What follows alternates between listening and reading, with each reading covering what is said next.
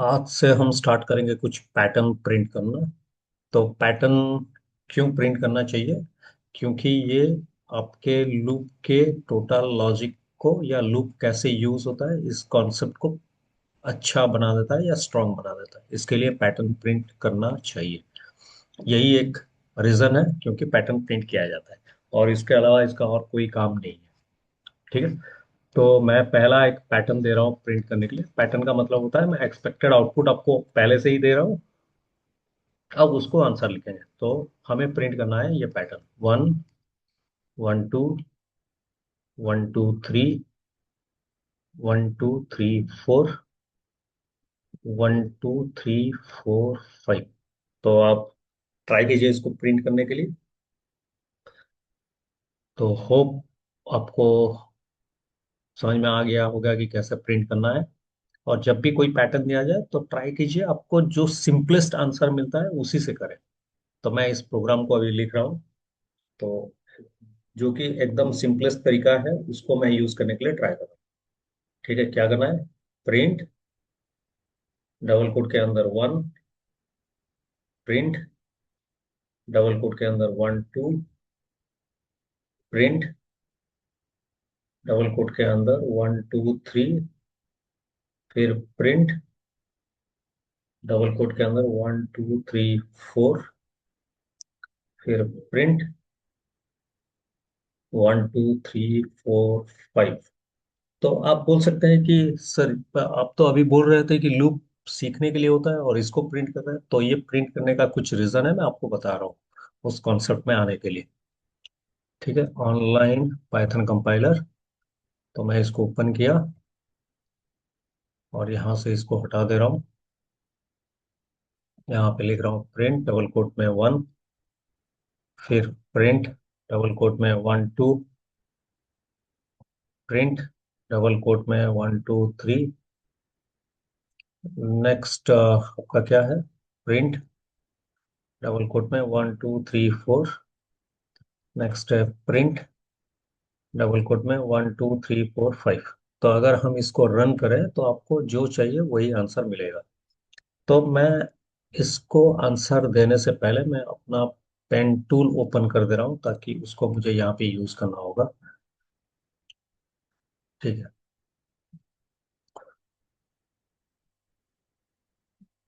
तो ये है हमारा पेन टूल। तो मैं इसको क्या कर रहा हूँ, थोड़ा इस साइड में ले जा रहा हूँ और यहाँ पे मैं आपका पेंसिल यूज कर रहा हूँ। ठीक है।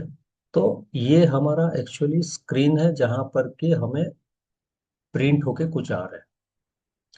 ध्यान में रखिए, जब भी आपका स्क्रीन में कुछ प्रिंट होता है ये स्क्रीन एक्चुअली नंबर ऑफ रोज और नंबर ऑफ कॉलम्स में डिवाइड हुआ है। ये नंबर ऑफ रोज और नंबर ऑफ कॉलम्स में डिवाइड हुआ है। ठीक है। तो बहुत सारा रोज और बहुत सारा कॉलम में डिवाइड, और हर इंटरसेक्शन ऑफ कॉलम, हर इंटरसेक्शन ऑफ कॉलम और रो को हम बोलते हैं एक सेल। ठीक है। तो आप जब भी इस सेल को देखेंगे तो आपको हर सेल में एक ही कैरेक्टर प्रिंट हो सकता है। ध्यान में रखिए, हर सेल में एक ही कैरेक्टर प्रिंट हो सकता है। मतलब यहाँ अगर 1 2 प्रिंट हुआ है, 1 एक सेल में प्रिंट हुआ है, 2 और एक सेल में प्रिंट हुआ है, 1 2 3 में 1 एक सेल, 2 एक सेल, 3 एक सेल में। फिर उसी तरह ये फॉर्मेट में प्रिंट होता है। मतलब 1 2 3 4 5 अगर हम यूज कर रहे हैं तो 1 2 3 4 5 एक ही बॉक्स में नहीं रहता है, ये लोग अलग अलग बॉक्स में रहते हैं। तो जो भी स्क्रीन के ऊपर प्रिंट होता है, तो हमारा स्क्रीन एक्चुअली नंबर ऑफ रोज और नंबर ऑफ कॉलम्स के हिसाब से डिवाइड हुआ है। और हर इंटरसेक्शन ऑफ रो और कॉलम को हम बोलते हैं एक सेल। और इस सेल में हमारा एक ही कैरेक्टर प्रिंट होता है। होप आपको समझ में आ गया मैं जो बताना चाहता था। तो अब इस प्रोग्राम को करने के लिए हमें क्या चाहिए? हमें लूप चाहिए। तो मैं मेरा इंटेंशन था ये बता रहा कि हर इंटरसेक्शन ऑफ रो और कॉलम एक सेल होता है, और हर सेल के ऊपर एक वैल्यू प्रिंट होता है। तो अगर हमें ये प्रोग्राम प्रिंट करना है, अगर ये प्रोग्राम प्रिंट करना है, तो मेरा हमेशा सजेशन रहता है कि अगर एज ए बिगिनर आपको हमेशा ट्राई करना चाहिए कि ये लाइन को प्रिंट करना है। जो सबसे बड़ा लाइन है उसको ट्राई कीजिए प्रिंट करने के लिए, हॉरिजेंटली नॉट वर्टिकली। हॉरिजेंटली, क्योंकि हमारा जो भी लूप हम प्रिंट करते हैं हॉरिजेंटली प्रिंट होता है, वर्टिकली प्रिंट नहीं होता है। तो हम ट्राई करते हैं कि ये लाइन को, जो बड़ा लाइन है, उसको लूप में प्रिंट करने के लिए। ठीक है। तो मैं अगर ये प्रोग्राम को ट्राई करूँ यहाँ पे, तो यही प्रोग्राम को मैं अगर यहाँ पे लिखूं, तो सबसे बड़ा लाइन कैसे प्रिंट होगा? For I in range 1, 6, colon, क्या होगा? प्रिंट आई, और फिर एंड इक्वल टू स्पेस। तो होप ये लाइन को प्रिंट कर चुका है। नेक्स्ट, ये लाइन प्रिंट करने के लिए क्या करें? सेम ही वेरिएबल लेते हैं, क्योंकि सेम वेरिएबल एक लूप के बाद और काम का कुछ नहीं है अगर वो कहीं पे यूज नहीं हो रहा है। तो फॉर, फिर स्टार्ट करते हैं, फॉर आई इन रेंज 1 से 5, print i end equal to space. तो ये लाइन भी हो गई। तो नेक्स्ट क्या है? फॉर आई इन रेंज 1, 4, ठीक है, प्रिंट क्या? I, comma, end equal to space. तो ये लाइन भी प्रिंट हो गई। तो अब चलते हैं नेक्स्ट लाइन के ऊपर। तो यहाँ पे क्या करना है? फॉर आई इन रेंज 1, 3, और मैं अगर लिखूं print i end equal to space, तो ये लाइन भी प्रिंट हो गया। अब बचा 1। तो आप बोल सकते हैं कि इसको तो डायरेक्टली प्रिंट 1 करने से आ जाएगा, लेकिन इंटेंशन वो नहीं है। इंटेंशन ये है कि हमें लूप में उसको प्रिंट करना है।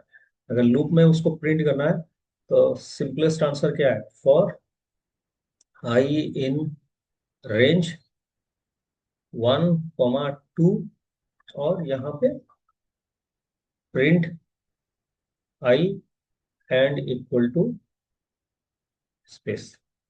तो आपको ये लाइन भी प्रिंट हो गया। तो ये हम कहाँ से स्टार्ट किए? उल्टा स्टार्ट किए थे, मतलब बड़ा लाइन से। अगर मैं इसको रिवर्स कर दूं, तो होपफुली यही आंसर आ जाएगा। तो मैं क्या करता हूँ, रिवर्स करके इसको प्रिंट कर रहा हूँ। मतलब मैं ट्राई कर रहा हूँ कि ये जो लास्ट लाइन है, उसको पहले प्रिंट करूंगा कहाँ पे? ऑनलाइन कंपाइलर पे, ताकि आपको दिखा सकूं कि क्या हो रहा है एक्चुअली। ठीक है। तो यहाँ पे मैं इसको हटा दे रहा हूँ, और यहाँ पे मैं लिख रहा हूँ for I in range 1, 2, colon, print I, comma, end equal to space. Space दे नहीं देने पर भी लग के आएगा, मैं स्पेस दिया हूँ ताकि हमें समझ में आए। तो ये, इसको मैं कॉपी कर दे रहा हूँ। क्यों कॉपी कर रहा हूँ? हर जगह सेम चीज रिपीट हो रहा है, और मुझे खाली वैल्यू चेंज करना होगा, यहाँ पे 3 करना होगा। ठीक है। यहाँ पे आप इसको प्रिंट करते हैं, और यहाँ पे मैं कर दे रहा हूँ 4। 3 कर दिया, यहाँ पे कर दे रहा हूँ 4। और अब यहाँ पे ये हो गया 5। तो यहाँ पे ये हो गया 6। ठीक है। तो आप ही के हिसाब से आंसर आएगा, लेकिन यहाँ पे एक दिक्कत है। दिक्कत आपको भी मालूम है शायद। सब एक ही लाइन पे आ गया। पहले 1 आया, देखिए, पहले 1, फिर 1, 2, फिर 1, 2, 3, फिर 1, 2, 3, 4, और 1, 2, 3, 4, 5। तो हमारा रिक्वायरमेंट क्या है? 1 प्रिंट होने के बाद हमें एक नया लाइन चाहिए। मतलब ये लाइन प्रिंट होने से पहले, या ये लाइन खत्म होने के बाद हमें एक नया लाइन चाहिए। तो क्या करें? तो यहाँ पे मैं डाल देता हूँ प्रिंट। खाली प्रिंट देने से नया लाइन बन जाता है, हम जानते हैं। तो Ctrl+C, यहाँ पे फिर वही काम कर रहा हूँ। तो यहाँ पे फिर वही काम कर रहा हूँ। होप आपको समझ में आ चुका है। मैं इसको अगर रन करूँ, तो हमें जो चाहिए वही आंसर मिलेगा। ठीक है। तो 1, 1, 2, 1, 2, 3, 4। तो क्योंकि स्पेस नहीं चाहिए अगर आपको, तो इस एंड को बिना स्पेस का जोड़ दीजिए। तो आपको स्पेस आएगा ही। ठीक है, फिर रन कर रहा हूँ। तो होप आपको समझ में आ चुका है। लेकिन आप बोल सकते हैं कि ये तो हमें नहीं चाहिए, इतना कौन लिखेगा। तो इसके लिए मैं क्या कर रहा हूँ, ये प्रोग्राम को कॉपी करके हमारे एडिटर या वन नोट में आता हूँ, और यहाँ पे मैं इसको ट्राई कर रहा हूँ पेस्ट करने के लिए। कहाँ पेस्ट हुआ?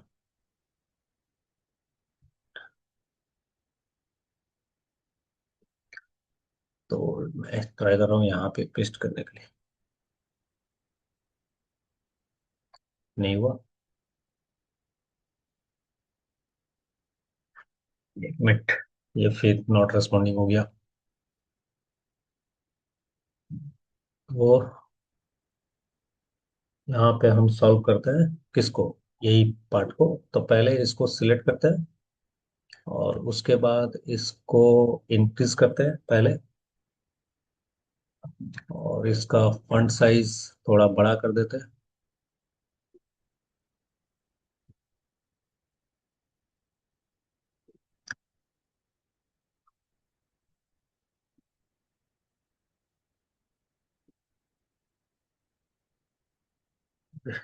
फिर नॉट रेस्पॉन्डिंग।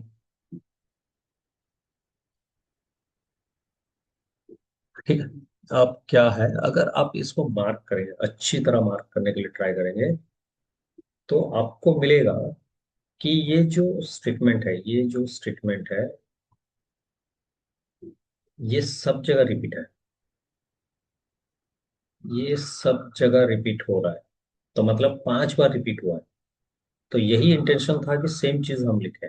तो मतलब यहाँ पे अगर हम लिखें फॉर आई इन रेंज, आप देखोगे कि ये रिपीट हो रहा है 1, और कॉमा के बाद जो है वो वैल्यू क्या हो रहा है, वो चेंज हो रहा है। तो मैं उसको बाद में लिखूंगा।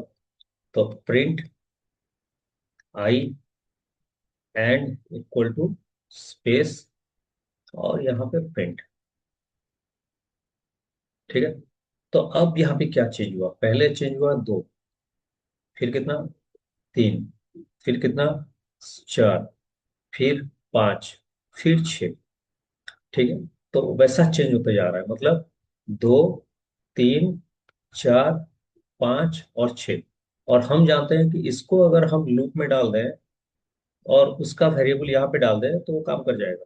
तो मैं क्या कर रहा हूँ, यहाँ पे एक लूप डाल दे रहा हूँ, फॉर जे इन रेंज, कहाँ से, 2 से 6, मतलब 7 तक। और यहाँ पे जे का वैल्यू मैं डाल दूंगा।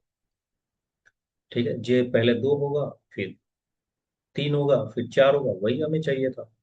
तो वही फॉर्मेट को मैं यहाँ पे ट्राई कर रहा हूँ लिखने के लिए, या बड़ा करके आपको दिखाने के लिए। तो मैं सबको हटा दे रहा हूँ,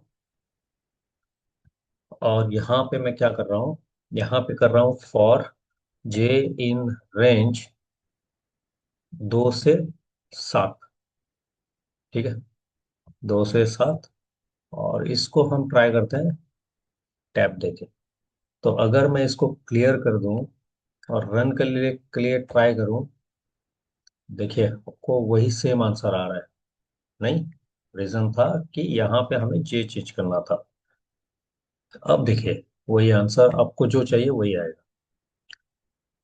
ठीक, होप आपको समझ में आ चुका है। बट इसको लिखना ठीक नहीं है, इस तरह नहीं लिखते हैं नॉर्मली। क्यों नहीं लिखते हैं? क्योंकि हम जब भी लूप स्टार्ट करते हैं, आई से स्टार्ट करते हैं, तो मैं आई और जे का लूप चेंज कर दे रहा हूँ खाली। फॉर आई इन रेंज, यहाँ से 2, 7 कर रहा हूँ, और यहाँ पे वही चीज लिख रहा हूँ, फॉर जे इन रेंज कितना, 1 से आई। ठीक है। और यहाँ पे मैं लिख दे रहा हूँ प्रिंट कितना, जे, आई के बदले जे प्रिंट होगा, इक्वल टू स्पेस, और यहाँ पे प्रिंट। होप आपको समझ में आ चुका है। मैं इसको चेंज कर दे रहा हूँ फिर। तो यहाँ पे मैं कर दे रहा हूँ इसको आई, और इसको कर दे रहा हूँ जे, ताकि ये बन जाएगा आई, और नीचे भी बन जाएगा जे। तो आप अगर इसको रन करें तो वही सेम आंसर आएगा। ठीक है। बट ये भी अच्छा तरीका नहीं है। क्यों अच्छा तरीका नहीं है? यहाँ से कभी लूप हम 2 से स्टार्ट कर रहे हैं तो ये एक अच्छा नहीं लगता है। तो हमें लूप कहाँ से स्टार्ट करना चाहिए? हम यहाँ से स्टार्ट करेंगे 1, और यहाँ करेंगे 6। तो एक एक कम कर देते हैं। लेकिन यहाँ पे तो 2 चाहिए ना। तो इसके लिए हम यहाँ क्या करेंगे, आई नहीं लिख के i+1 लिख देंगे। ठीक है, क्योंकि आई का वैल्यू इंक्रीज ही नहीं होगा। तो मैं चेंज करके दिखा रहा हूँ आपको। तो यहाँ पे कर दे रहा हूँ 1, यहाँ पे कर दे रहा हूँ 6, और यहाँ पे मैं कर दे रहा हूँ i+1। अब रन करेंगे तो वही आंसर आएगा। होप आपको समझ में आ चुका है ये। लेकिन जितना भी आंसर आप कर चुके हैं सभी तरीका सही है, बट ये एक एफिशिएंट तरीका है। तो अब इसको हम क्या करते हैं, मेमोरी आउटपुट में ट्राई करते हैं। ठीक है, इसको हम ट्राई करते हैं मेमोरी आउटपुट में। तो यहाँ पे मैं इसको क्लिक कर रहा हूँ, यहाँ पे पेस्ट कर रहा हूँ। तो मैं बेटर है और एक बार लिख दूं इसको, ताकि आपको समझ में आ जाए। नहीं, आ चुका है। तो पहले सिलेक्ट करते हैं और थोड़ा सा फंट को इंक्रीज भी कर देते हैं। ठीक है। अब ट्राई करते हैं इसको प्रोग्राम में लिखने के लिए। तो ये हो गया मेमोरी, और यहाँ पे क्या आएगा, आउटपुट स्क्रीन। ठीक है, फॉर आई इन रेंज कितना, 1। 1 से कहाँ तक जाएगा, 6 तक जाएगा। तो कंडीशन क्या है, ट्रू है। तो फिर फॉर जे इन रेंज, जे में कितना आया, 1।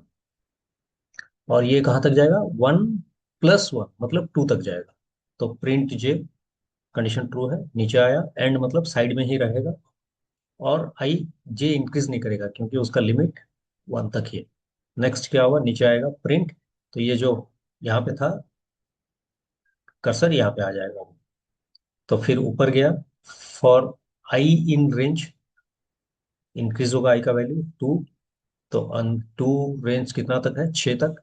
तो फॉर जे इन रेंज कितना, 1 से 2+1, 3 तक। तो 1 प्रिंट होगा जे, नीचे कंडीशन ट्रू हुआ, 1 प्रिंट हुआ। जे इंक्रीज हुआ, मतलब यहाँ से 1 होना चाहिए था, 1। जे इंक्रीज हुआ 2। तो ऊपर गया, रेंज के अंदर है, प्रिंट जे। तो यहाँ पे प्रिंट होगा।